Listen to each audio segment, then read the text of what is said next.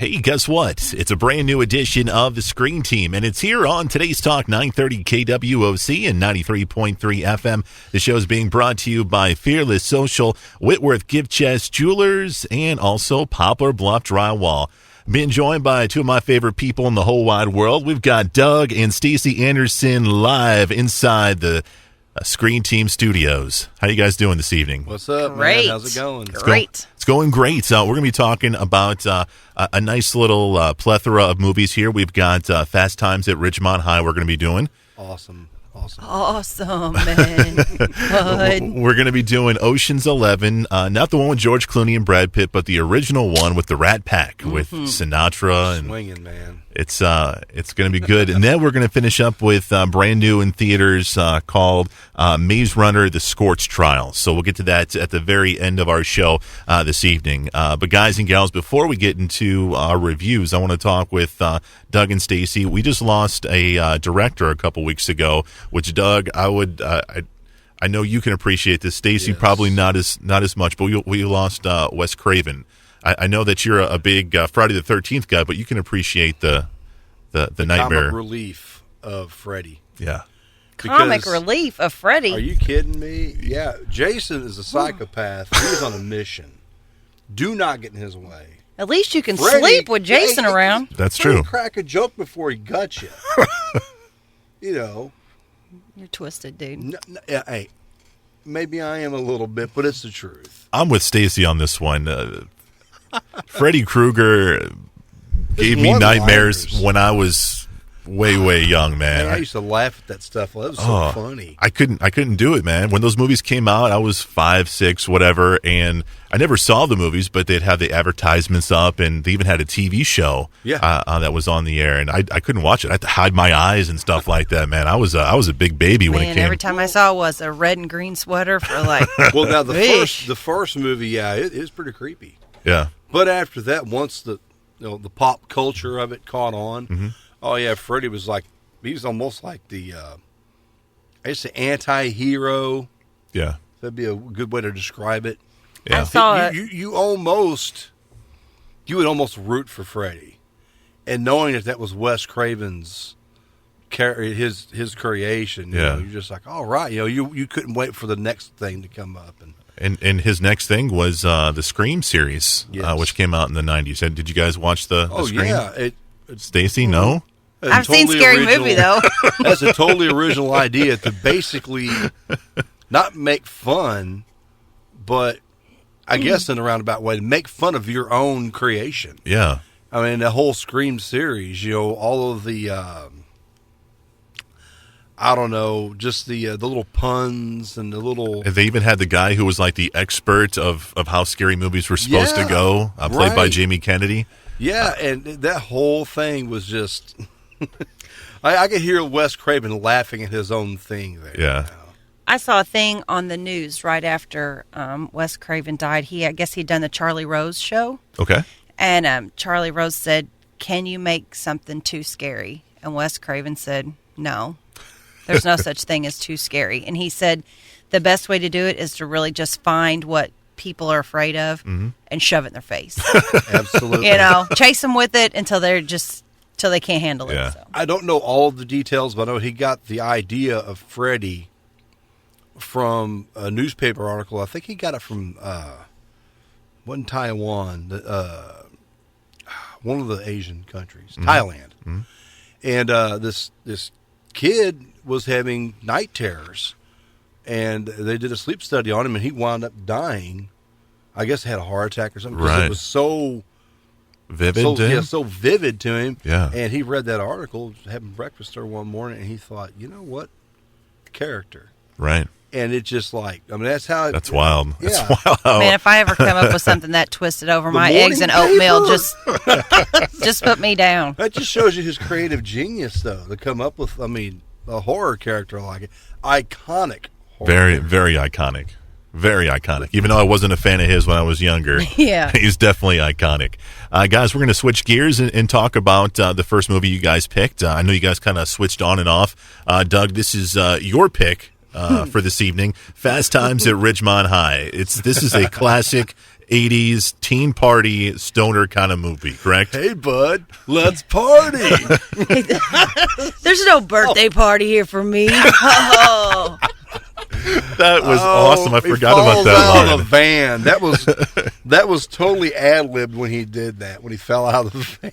And by him, we're talking about Sean Penn. Yeah. Which, what a genius. for those who see Sean Penn now, it's a totally different transformation. Sean Penn, he does the serious film each and every time. Of course, he did almost like a Liam Neeson kind of strong arm film this past year, but he always does the drama films. But this is when he first got started, and he did straight up comedy and was awesome. He played that stoner bit so perfect. Well, they said in the extras that we watched that while they were filming, no one could call him Sean. Even his parents, they said like the phone would ring and they'd have to say, "Hey, Spicoli, you have a phone call." His dressing room, so it said immersed in that Jeff character. Spicoli on it. You know, I'm like he went in and he turned into Spicoli. That's what he was. What were the two girls? Linda and Stacey. Yeah, Phoebe Cates and Jennifer Jason Leigh. Whenever they didn't know how to approach him, they were kind of scared of him because he was so immersed in that character. They would come up to, "Hey, Sean," and he's like, "I'm Spicoli," and that stoner voice, and so they're like, "This guy's kind of a jerk." Of course, you find out later on, no, he's just a really good actor. Yeah. What I find interesting about this film is the '80s version of what's that? Can't think of the name of that film. It'll come to me. But this film kind of started the careers of so many different actors. Are you talking like Pad. Dazed and Confused? Thank you. I was going to say this is like the '80s version of the '90s film. Yeah. But man, thank you, Stacey, for reading my mind. Huge launching pad. There's a lot of famous folks in here. There were famous faces in there that I didn't recognize until you watched a movie throughout the years. Oh, I forgot about that guy, Eric Stoltz. Nicolas Cage was Anthony in it. Edwards was in it. That's He right. was the other bud. That's right. He was. Yeah. He had a nice set of hair on his head. Crazy. Phoebe Cates got her start there. Did you know Judge she's Reinhold. married to Kevin Kline? I did not know that. Since 1989, they've been married. That's a long time. She kind of gave up her career to be a mom and to take care of the family and stuff. She's got a clothing boutique or something now. I think but that one scene that she did, the pool scene, and we all know the one we're talking about. Yeah, uber famous, man. You don't have to do anything else after that. One shot. I mean, that's amazing. You're a young up and coming actress, and you're trying to get going and everything. And somebody says, "Hey, why don't you do this scene?" Next thing you know, your whole life has been written for you right there at once. So you don't have to do anything else the rest of your life. Yeah. She did that. She also did Gremlins. Yes. And I think maybe another movie here or there. Like the reunion party or the something party with, I think it had Kevin Kline in it too. Mm-hmm. Yeah. I was just a little bit, because I kind of looked her up to see what she'd been doing, and I was like, what? Yeah. No, but Yeah, she's been married to Kevin Kline quite a long. Yeah, Forever. quite a long time. Another cool aspect of this film is the music. Oh yeah, soundtrack, man. Music Perfect. is so great. Everything from you got Jackson Brown doing the hit song that he had in there. You also had Led Zeppelin, which had one of the best lines ever. Randy Bailey can do the best impression of. I'm drawing a blank. That one guy, he'd be like, "If you're gonna take a girl on a date, you gotta play Led Zeppelin 4." Yeah. Randy Bailey can do that impression better than anybody, but you just see his name was Mike. You just see the next scene is the young guy going on a date with the pretty girl, and he's blasting Kashmir from Zeppelin. And she's like, okay, but this movie, I think it probably. It's because of the way today is, like people may not get a lot of that if you didn't. Well, if you're under a certain age, you're not going to understand a lot of that stuff. It was definitely a coming of age movie, but it was definitely a sign of the times movie too. Yeah, because a lot of it had to do with mall life. It did. Yeah, Totally I was loving that whole mall stuff. They were they had it going on in there. They had a lot. had a lot going for that, and it was exciting to look how busy that mall is. Yeah. Now. But you also had the controversy stuff with the hot topic of abortion. Oh, yeah. They hit hard. There was another movie that came out around that same time called The Last American Virgin. Mm-hmm. Same thing. It touched base on that. That was pretty much the hot topic of that movie was the teen pregnancy and the abortion, and how nonchalant it was. Because it was like no big deal for her to go and do that. The big deal was to come up with the money.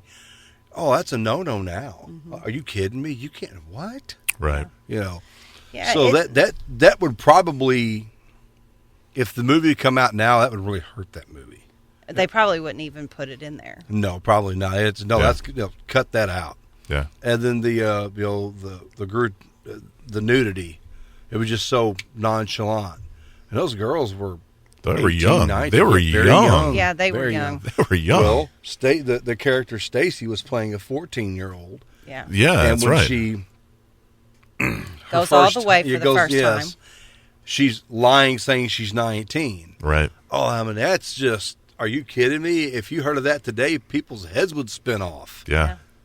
But that just goes to show you the kind of the sign of the times back then. Because you coming out of the decade of the 70s, and going into the 80s, and the title says it all. It's Fast Times. Yeah. A lot of life's so fast. A lot of controversy, a lot of funny scenes, a lot of great music. It's Fast Times at Ridgemont High. Coming up after the break, we're going to review the movie Ocean's 11. We'll do that next on Today's Talk 930 KWOC.